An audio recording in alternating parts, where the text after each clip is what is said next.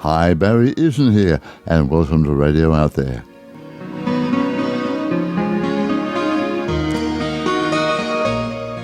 Have you ever had a near-death experience?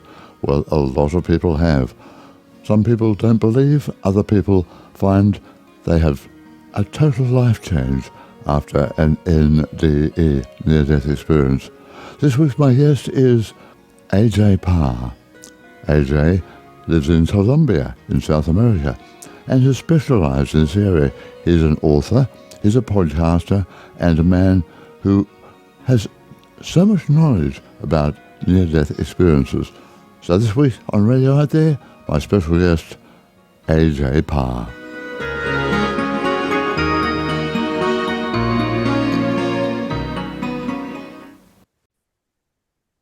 AJ, wonderful to see you in the flesh. I've been on your podcast. Now you are coming on mine. Welcome. Thank you, Barry. It's a pleasure to be here. I was really excited when I got your invitation.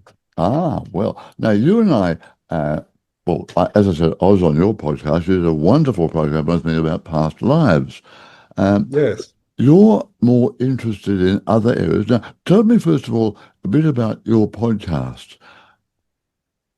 Well, I started this podcast over 3 years ago. Mm-hmm. It's basically about near-death experience, the afterlife, and spirituality. It's called the AJ Parr Spiritual Journalist Podcast. Mm-hmm.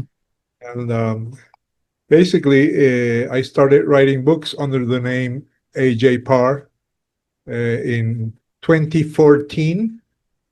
And initially, I started writing books about spirituality. I had what I now know was a near-death experience in 1991. At first, I didn't know what it was. I had always had problems with asthma as a child, and then I was diagnosed with sleep apnea. That's when you stop breathing during the night. Yeah. So I did not experience a clinical death, but I did stop breathing one night, and I woke up.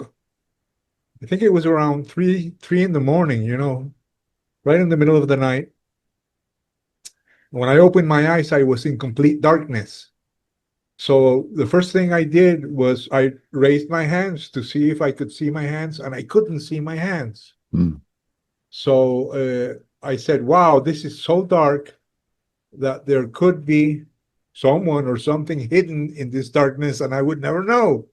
As soon as I thought that, I got scared, like when a child goes to a dark room and imagines there could be a monster here. And as soon as you think that, wow, your imagination starts working. So I got really scared. I think 1 or 2 seconds went by, and I felt this intense fear in my chest. I could feel it, I couldn't see anything. And so all of a sudden, I heard a voice, so I was right. I was not alone. Someone said, surrender, all is one. As soon as I heard that voice, first I was shocked, but then immediately, not because I wanted to, it was like an order. I relaxed, but the feeling in my chest that I thought was fear kept growing, started growing. I thought to myself quickly, why is this feeling in my chest growing if I'm no longer scared? And then I realized that same feeling that we feel when we're scared in the middle of the chest is really our true essence, because this started growing and growing, and it's a feeling of emptiness. It was like a hollow feeling that kept growing and growing, and it grew so larger than myself, larger than my house, larger than everything. And all of a sudden, I found myself in the middle of a star, a being. It was in the middle of could be the sun, could be the star. I was surrounded by light, but I could see up, down, to the right, to the left, in all directions at the same time. And in the middle was this hollow feeling, full of light. I was not there, but the feeling of being there was there. So I could see in all directions at the same time, and I could see that each ray of light was surrounded by a dark empty space, and I felt like I was full and empty at the same time. I was everything. I could see these rays of light seemed to extend infinitely, because as soon as I focused my attention on the end of each ray, they continued, and I could focus my attention in the center of this star, which was, let's say, my heart. The heart of all that light was in the middle, and I could see that I was alone. There was nothing, no one else there. So I felt that I was everything, all that existed, but I had no thoughts. I did not think to myself. I was simply there, and I heard a big roaring sound that was really overwhelming. Maybe that's why I didn't have any thoughts. Didn't remember being human. I didn't remember anything. I was just there, being everything. It was full bliss. It was really powerful. So I don't know how long I stayed there. I don't remember coming back. But all of a sudden, I woke up in my bed, and just like when you're uh, in a swimming pool and you're drowning and you reach out and you gasp for air, that's what I felt. Hmm. And I took a long breath. I grabbed my head because I could still have the memory fresh, so fresh. And I said, "What just happened?" And I was grabbing my head, and I could still feel, but the memory was not in my head. It was outside, All around you. all around me. And then I got up, really alarmed, and I could feel that my body did not end where my skin ends. I felt that it projected in all directions, Hmm. just like I was there. And I, my first instinct was to reach out to the nearest wall. And I put my hand on the wall, and I could feel that I was my hand pressing against the wall, but I was also the wall pressing back. It was like a double awareness. Hmm. So I was really blown away. I bet you I were. could I couldn't sleep that night. I didn't understand it. This was in 1991. I did have some spiritual books. I had the Bible, the Bhagavad Gita, the Tao Te Ching. I had been interested in spirituality for many years, but I didn't know what that was. No. So during the next 2 days, that feeling lasted maybe, it gradually ceased, but it took around 1 or 2 days for me to lose it completely. That feeling of unity Hmm. with everything else. Now, AJ, And were you sleeping alone? Was it yes, in bed? So when you did come back to the surface, you must have felt almost, I don't know, out there somewhere still.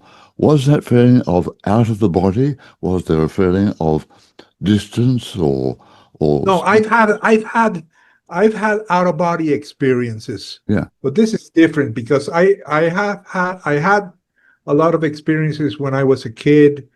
I had involuntary astral travels and also out of body experiences, and that's different because when you're having an out of body experience, at least you have a body, mm, you see.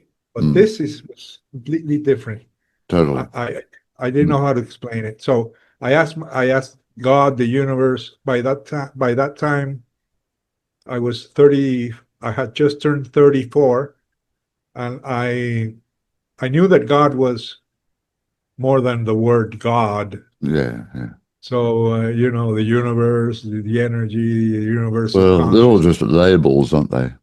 Right, right. So I was wondering, asking what happened, what happened. So 2 days later, I felt this presence. In the night, I was writing down uh, my experience, and I felt this presence. And this presence felt like a very, very, very old being. And all of a sudden, I heard it wasn't. This was different than the voice I heard. The voice that I heard was a voice. This was more or less like all of a sudden, I received a brief poem that was the answer to my question: what the hell happened? So this brief poem went like this. In the beginning was the one, but the one was alone and he wanted to play.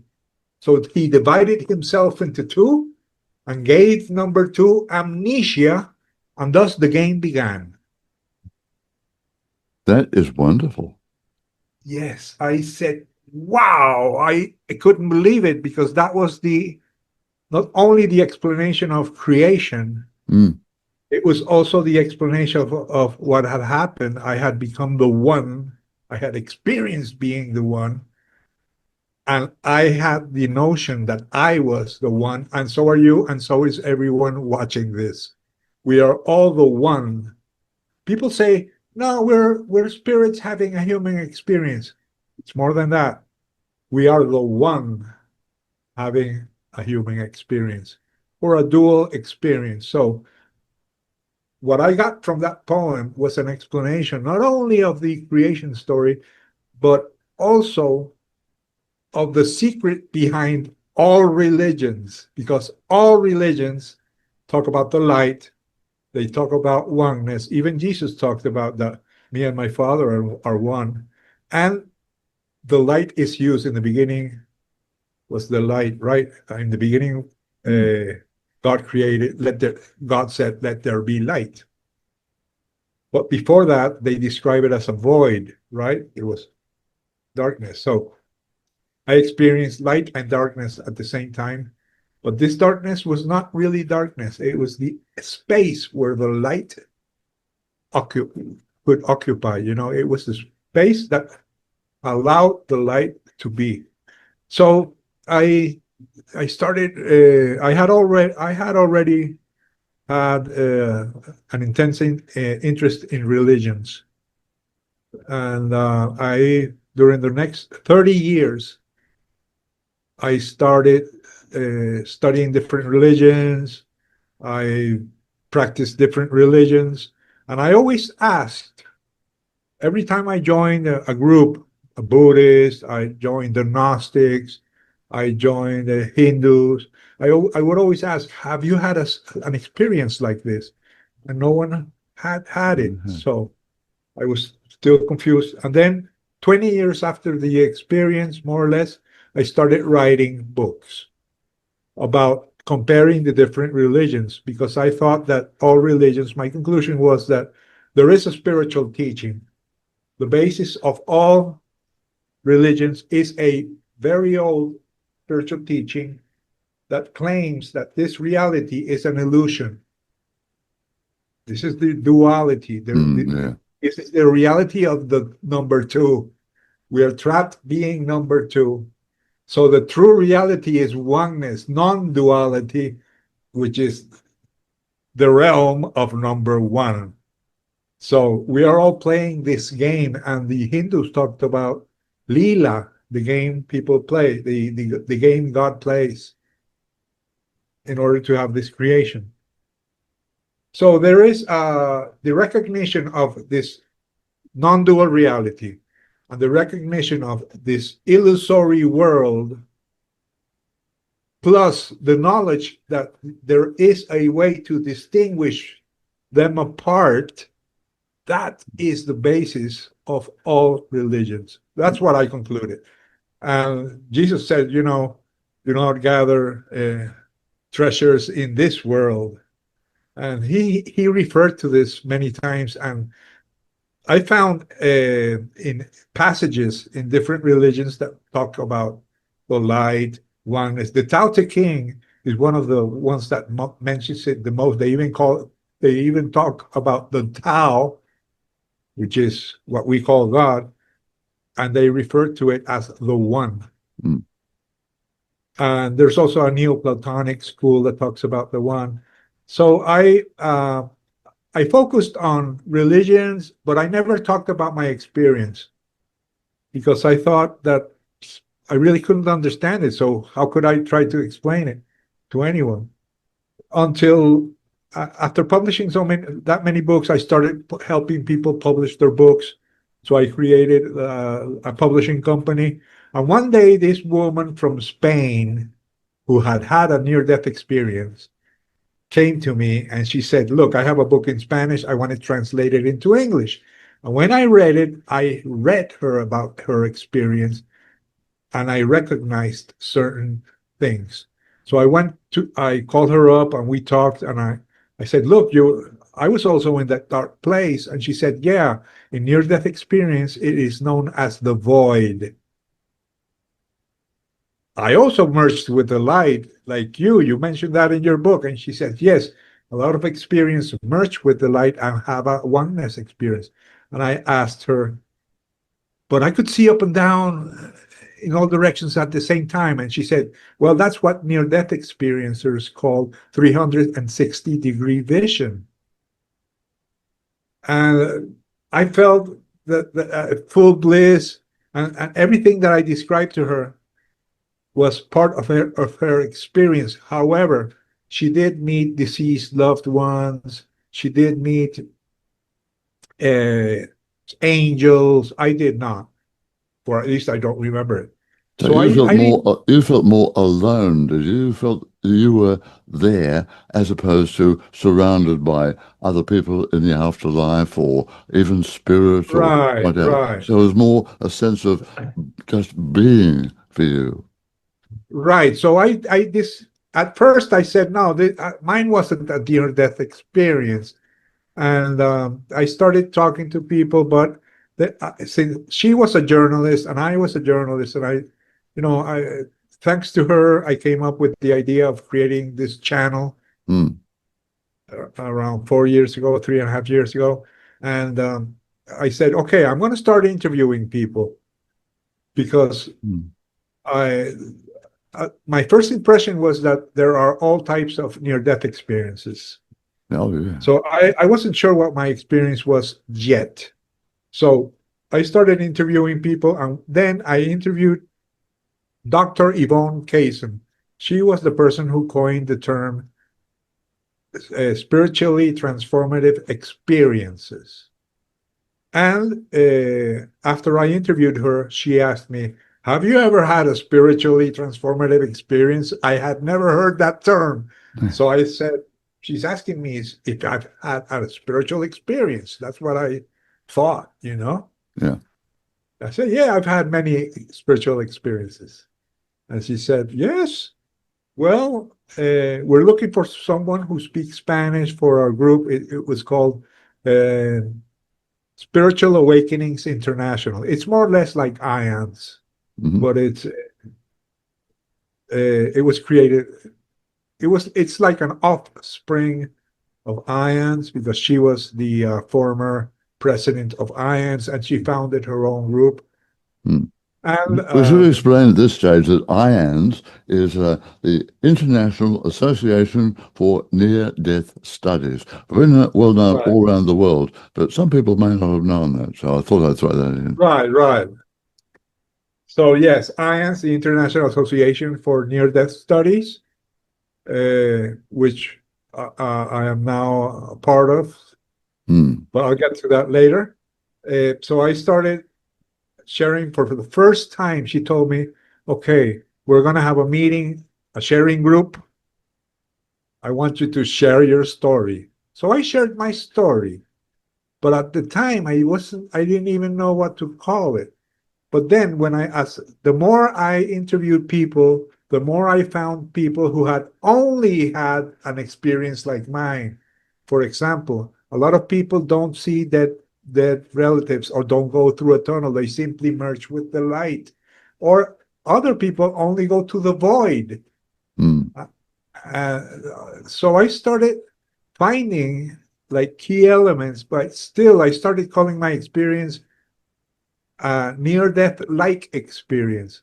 However, after I also started interviewing researchers like Dr. Raymond Moody, PMH Atwater, Dr. Pim Van Lommel, Dr. Evan Alexander, and the more I talked to them, the more I realized that mine was more than a near-death-like experience until I talked with Nancy Evans Bush. She's the specialist in distressing near-death experiences.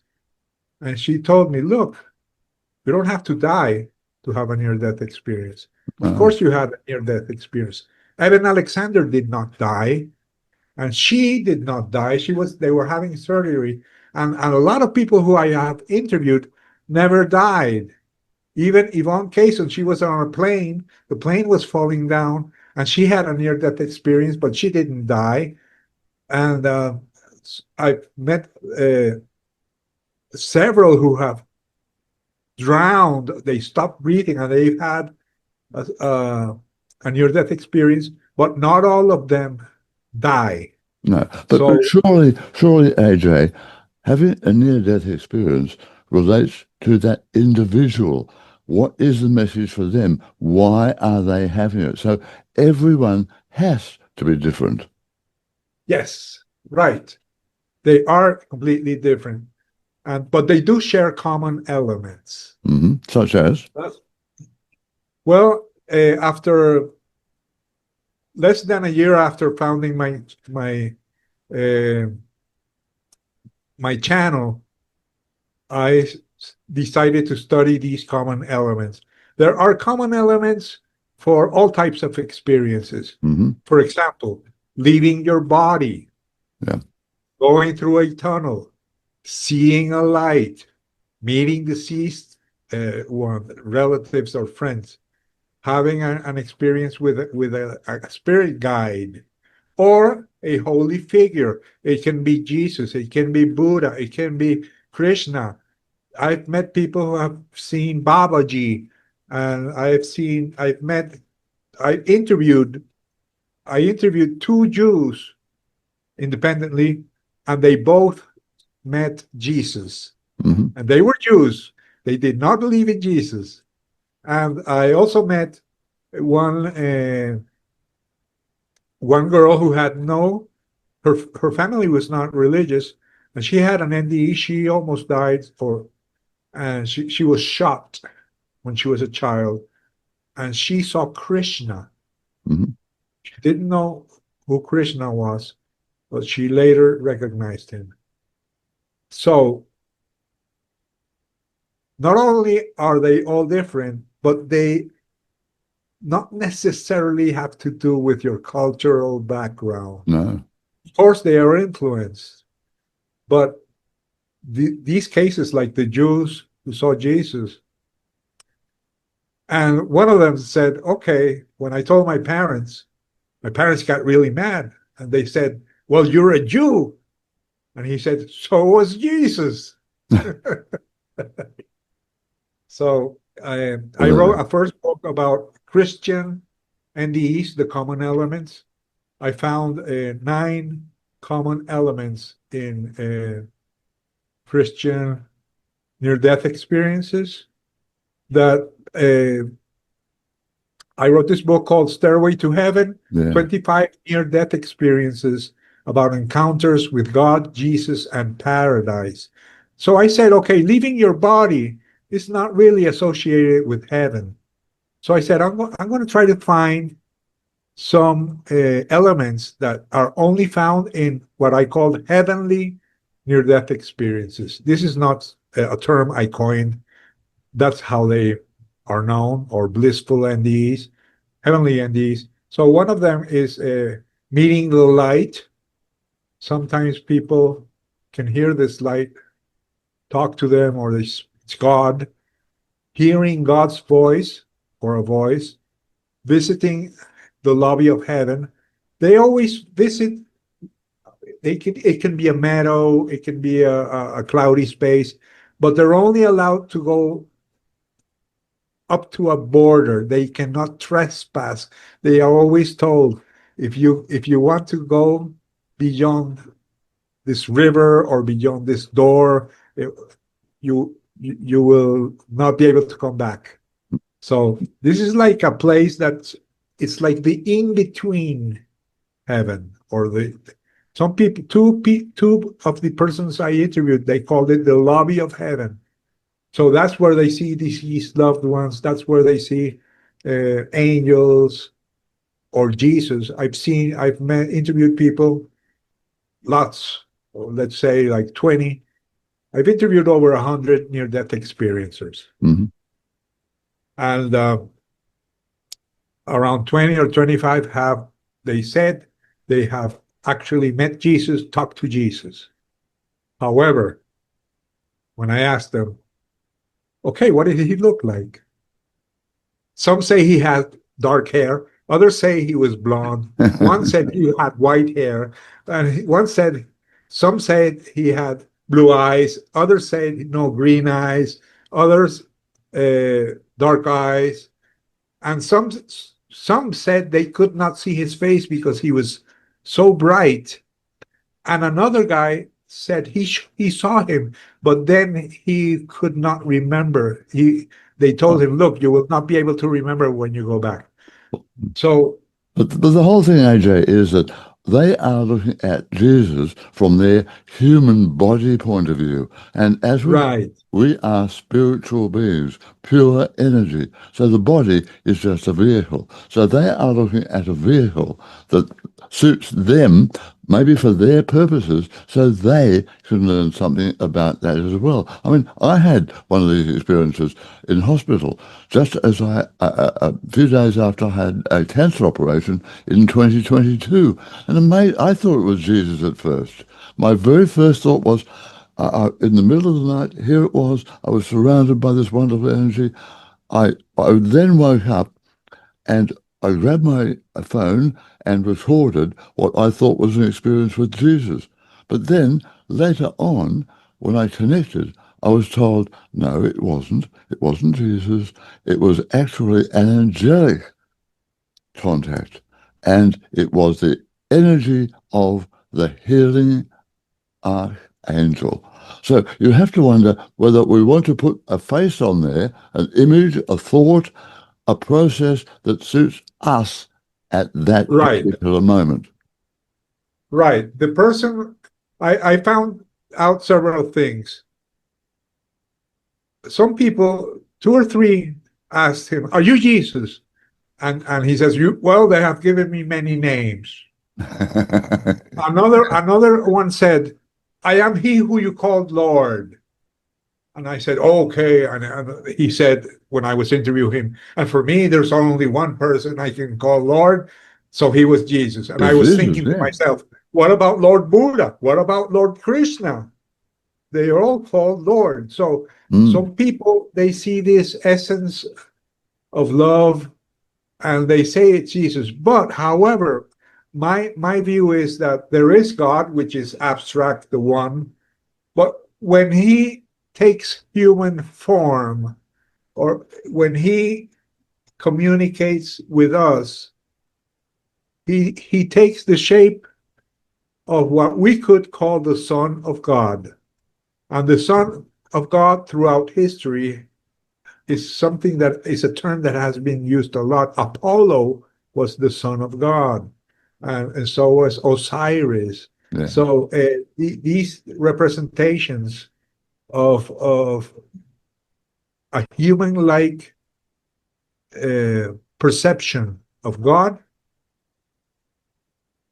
is what people call the Son of God. We call him Jesus, but 2,000 years ago, Jesus was born. What happened with near-death experiencers that were born 4,000 years ago, 5,000 years ago, 1,000,000 years ago? Yeah. They also saw these same light beings. These light beings have been around. And another thing I found after all this research is that they are all within us. When people die, have a near-death experience, they don't leave the body, they go within the unconscious or the consciousness or unconsciousness. So a lot of people say that the whole universe is within us. Jesus said the kingdom of heaven is within. So, and we say, no, we are sparks of God, and God, we have God within us. So everything is within, and we translate it. Another thing is that when people try to express their experience, they start calling them Jesus or whatever. They give it a religious interpretation. You see? But what about those people that aren't religious? Oh, I've also interviewed people who were atheists and agnostics. And they have met God. So God doesn't walk around saying he's God. Some people say, I met the creator, I met source. Yeah. To some it's, the light. I interviewed one woman, maybe two or three only, who actually sat down with God, and God was an old man with a beard, and they had conversations. And what I think is that all these experiences, as well as this reality, is a co-creation. People say that we're living in a matrix, but going back to my story, number one created number two and gave number two amnesia. The only way to do that is to create a world of illusion, which is what surrounds us. And this world of illusion is a co-creation. God creates it, but we create it as well. When you see something, it's what Carl Jung called the archetypes. When you see something, our unconsciousness is automatically giving it value, making it meaningful. And when you have a near-death experience, since you cannot grasp the real shape of higher dimensional beings, you somehow give them the shape that you would see. For example, an Eskimo has a near-death experience 3,000 years ago. He would probably see Eskimo gods or Eskimo deities or Eskimo angels. And this guy, a guy who's living in the African jungle 2,500 years ago, before Jesus was born, and he has a near-death experience, he will probably see dark-skinned gods or dark-skinned deities, and he will see what his culture has implanted in his unconscious. It's all relative, isn't it? Same in ancient Greece. And that is where the image of the old man, Zeus, sitting on the throne with a long white beard. Now that has survived for thousands of years, that image of Zeus. Zeus, right. That's basically where we pick where the Jews, because in the Bible we see that image in the book of Job. He is there sitting on his throne. But I do think that this is a co-creation, and since we are number twos, we are creating this reality. Yeah. But it's okay. Of course it is. Because it wouldn't be happening if it wasn't okay. It would not be happening. Pardon me, I'm getting over a cold here. It would not happen unless Source, God, the universe, whatever, meant it to happen. There has to be a reason for every single thing. Now, let's talk about the one thing I have found. I've talked to quite a few people with NDEs. I've had a couple myself. the one common factor is that nobody's life is ever the same again. So there's Yeah. always that impact. Have you ever found that? Yes, I studied that. I wrote an article with Nancy Evans Bush, and that's what she calls the shattering of the worldview. This Yeah. doesn't only happen with near-death experiences. It can happen with any intense spiritual experience. Your worldview shatters, and all of a sudden you find yourself in a new world. Hmm. For example, the first time spirits talk to you, you it's it is a traumatic event. Yeah. Near death experiences, no matter how blissful they are traumatic. Why? Because when you come back and you try to explain it to yourself, you can't. And if you start sharing it with other people, they think you're crazy. But not all And the time now, are they? Because more and more people are open to NDEs, including people like doctors and psychologists and yes, people like that. So the world fortunately is now, changing. The world is changing. well, right. But at first, a lot of people I have interviewed, some have spent 10 years without being able to understand or share it. Others, when they started sharing it, I met one. She Hmm. was actually diagnosed with schizophrenia, schizophrenic, and she was taken to a mental institution. Hmm. They thought she was crazy. Others, when they come back, it was not my case. They start seeing spirits, dead people. They can read other people's mind. They can know when something is going to happen. Yeah. They know when someone's going to die, and that freaks them out. In the beginning, it takes time for them to understand it. So Hmm. this shattering of the worldview is followed by a reconstruction of a new worldview, Hmm. where when you realize that you're not normal anymore. What's that? What's normal? You're right, but Define normal for me. Yeah.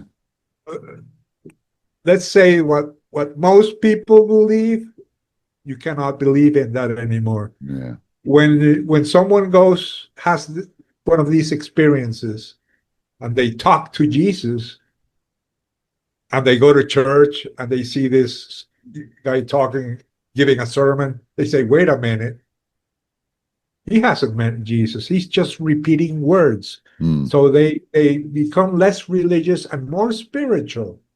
So a lot of them, a high percentage, they start accepting that religions do not hold the truth, but spiritual practice does. Yeah. You see? And it doesn't matter if you're Catholic, it doesn't matter if you're a Jew, or it doesn't matter if you're Whatever. Hindu. All of them have the opportunity to contact God. But Hmm. it has to be an internal practice. Like Jesus said, go to the temple within. Hmm. Well, that's all part of the individual reason for an NDE, isn't it?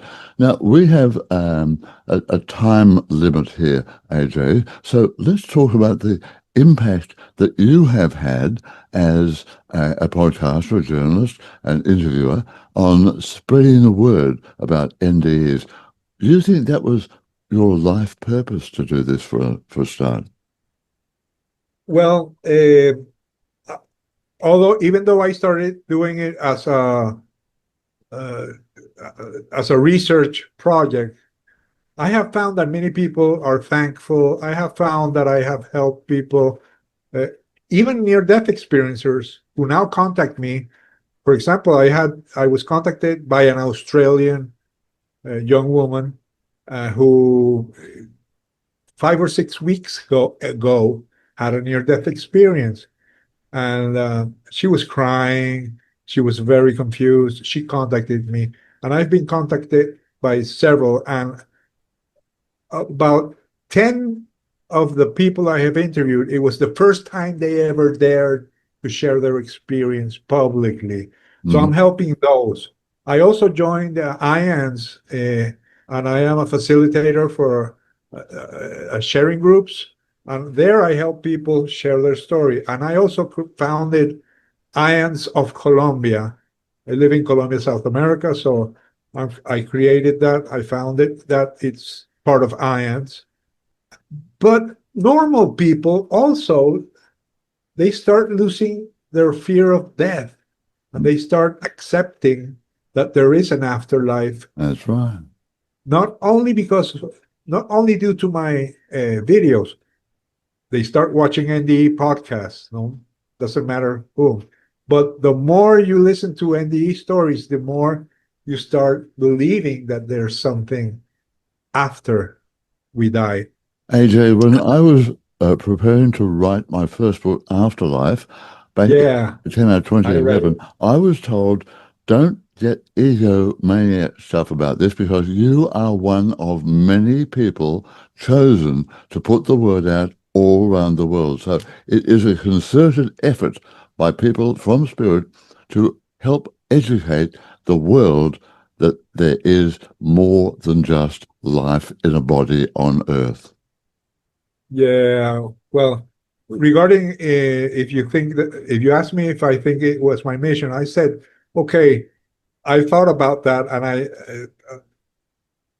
years ago, I said, okay, I have not received a direct order from God, Not, but yeah. I told God, look, you haven't given me a mission. Well, this will be my mission, Mm, my offering to you.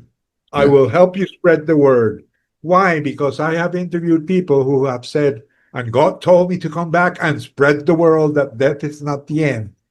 So I am helping those who receive the order.